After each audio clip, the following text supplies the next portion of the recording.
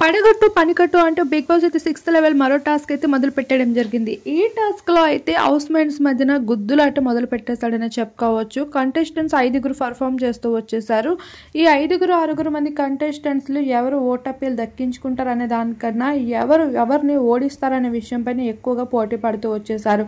మొదటిగా అవినాష్ అయితే comedian comedy వరకే కాదు టాస్క్లో కూడా ఎరగదీయగలడని నిరూపిస్తూ కనిపించేశాడు. అయితే ఇక్కడ ఎదురుగా ఇలా టేబుల్ని పెట్టి ఇలా అట్టమొక్కల్ని పేరుస్తూ అయితే వాటిని సరిగ్గా పెట్టి ఎవరైతే ముందుగా ఉన్న ఫోటోని బాస్కెట్లో వేస్తారో వాళ్ళు ఈ టాస్క్లో విజయం సాధించినట్లు. టాస్క్ అయితే చాలా డిఫరెంట్గా పెట్టేశాడు. కన్నడకి సంబంధించిన టాస్క్లన్నీ తెలుగులో అయితే బిగ్ బాస్ రుద్దేస్తున్నాడని చెప్పుకోవచ్చు. మొదటిగా అవినాష్ ఈ టాస్క్లో విజయం సాధించగా సెకండ్ లెవెల్లో అయితే నిఖిల్ అయితే ఈ టాస్క్లో విజయం సాధించడం జరిగింది.